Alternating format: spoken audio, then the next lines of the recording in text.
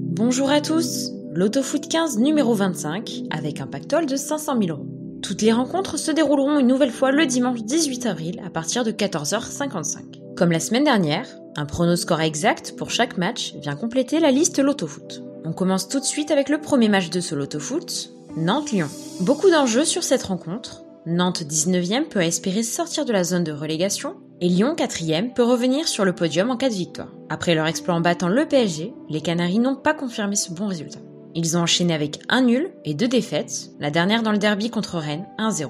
Lyon a été chassé de la 3e place par Monaco en pleine bourre, mais ils ont pu se relancer la semaine dernière en dominant Angers 3-0. Les Lyonnais affichent un visage plus conquérant que ces dernières semaines. Les Canaries sont au complet pour cette affiche. Dans l'effectif de Lyon, Aouar et Kadewere sont absents. Depay sera bien présent sur la pelouse. Avantage aux Guns pour la forme. On place un double préventif sur les Lyonnais, mais on y reviendra peut-être plus tard. 2-1.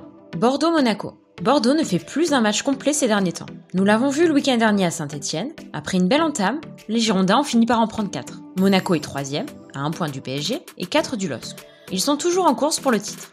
Avec des tensions dans le groupe et un manque d'ambition, les Girondins sont complètement démobilisés depuis la moitié du championnat. 10 défaites sur les 12 dernières rencontres, ils sont dans une dynamique aussi mauvaise que Dijon, lanterne rouge. C'est tout le contraire pour les joueurs du Rocher, qui ont clairement accéléré après Noël et terminent la saison en boulet de canon. Ils ont remporté 16 de leurs 20 derniers matchs. Au match aller, Monaco avait dominé 4-0. Sans surprise, on va choisir Monaco, en se couvrant sur le nul, 3-1 pour Monaco. Dijon-Nice. Open bar pour les adversaires de Dijon depuis longtemps. Les points sont distribués à qui veut les prendre. Nous avons pris l'habitude de ne pas insister sur les matchs de Dijon, qui est pratiquement condamné pour la Ligue 2. On attendait Nice en tête du classement cette saison. Ils se sont un peu manqués. Ils restent sur une série de 4 matchs sans défaite et jouent mieux dans la dernière ligne droite de la saison. On va placer le double sur Nice. Mais attention au réveil dijonnais qui devrait bien mettre fin à sa série de 13 défaites de suite. 1-0 pour Nice. Nîmes-Strasbourg. On commence par les cotes, 3,60 pour Nîmes à domicile et 2,05 pour Strasbourg. Nîmes cherche à sortir de la zone rouge et il manque quelques points à Strasbourg pour assurer définitivement son maintien. Nîmes est 18e au classement avec seulement 2 unités de retard sur le premier non relégable. Ils ont payé cette saison leur grande irrégularité dans leurs résultats. On a pu voir une belle victoire sur Lille, suivie d'une défaite contre Saint-Etienne et d'un nul contre Brest. Les Alsaciens sont 14e du classement et ne possèdent que 6 points de plus que Nîmes. Une défaite pourrait leur mettre la pression pour les dernières journées du championnat. De l'enjeu pour les deux formations. On place un double sur Strasbourg avec un score possible de 2-1. Reims-Metz, le 12e contre le 10e. Ces deux équipes sont à l'abri en milieu de tableau et n'ont plus rien à craindre ni à jouer hormis le top 10. Reims n'a pas perdu depuis 8 journées. Metz, qui donnait l'impression de jouer l'Europe en début de saison, est rentré dans le rang et reste sur 3 défaites de suite en championnat. Mais il faut nuancer et rappeler que sur ces 3 défaites, 2 sont contre Monaco et Lille. On part sur un réveil des Messins, match nul ou Metz, 1-0. Brest-Lens. Dernier match de Ligue 1 de ce l'Autofoot, 2,85 pour Brest et 2,65 pour Lens. Les cotes indiquent un match équilibré malgré l'écart au classement. Brest est 16e et Lens 5e. Les Lensois peuvent se contenter du match nul, avec 3 points d'avance sur le 6e Marseille. Les 100 et Or sont invaincus depuis janvier et ont même remporté 3 succès au cours des 5 dernières rencontres. Néanmoins, les cotes s'expliquent aussi par le fait que 5 joueurs titulaires de Lens sont positifs au Covid. On place notre premier triple, un partout. Atalanta-Juventus. On passe à la Serie A avec l'une des plus belles affiches de ce l'Autofoot, entre le 4e et le 3e du championnat italien. 2,45 pour Bergame et 2,75 pour la Juve. Les deux équipes luttent pour garder leur place dans le top 4. L'Atalanta est en pleine confiance.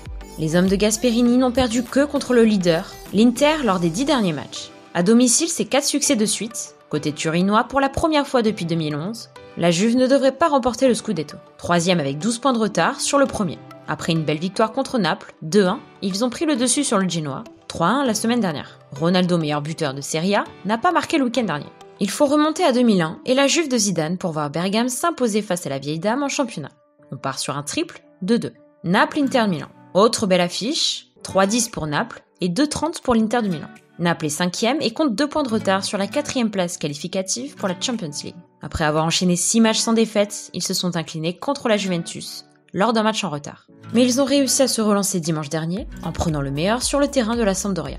L'Inter n'a pas gagné le titre depuis 11 ans et le club est bien parti pour le faire cette saison. Premier avec 11 points d'avance sur le second, ils n'ont plus d'autres compétitions. Les interistes restent sur 9 succès consécutifs. Pourquoi pas une surprise dans ce match? Le double sur le Napoli, 2-1.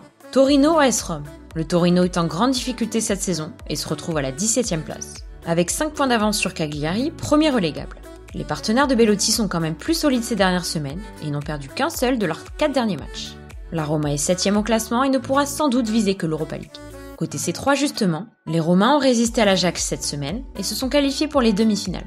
Des absences dans l'effectif du Torino, en particulier celle de Sirigu, gardien numéro 1 de l'équipe pour cause de Covid. Pellegrini est toujours suspendu pour cette rencontre côté romain. On tente une courte victoire des Romains, mais on se couvre sur le nul 2-1. Dortmund-Werder Bremen. Dortmund se voit attribuer 70% de chances de victoire par les bookmakers. Ils n'ont plus le droit à l'erreur pour se qualifier à la prochaine Ligue des Champions. Ils sont 5e avec un retard de 7 points sur le 4e Francfort. Mercredi soir, ils ont été éliminés par City après avoir fait trembler les hommes de Guardiola pendant une mi-temps. Allant de 21 buts en 23 matchs, et bien là pour cette rencontre. Net avantage au Borussia contre un Werder qui reste sur 4 défaites. Le simple sur les locaux, 2-0.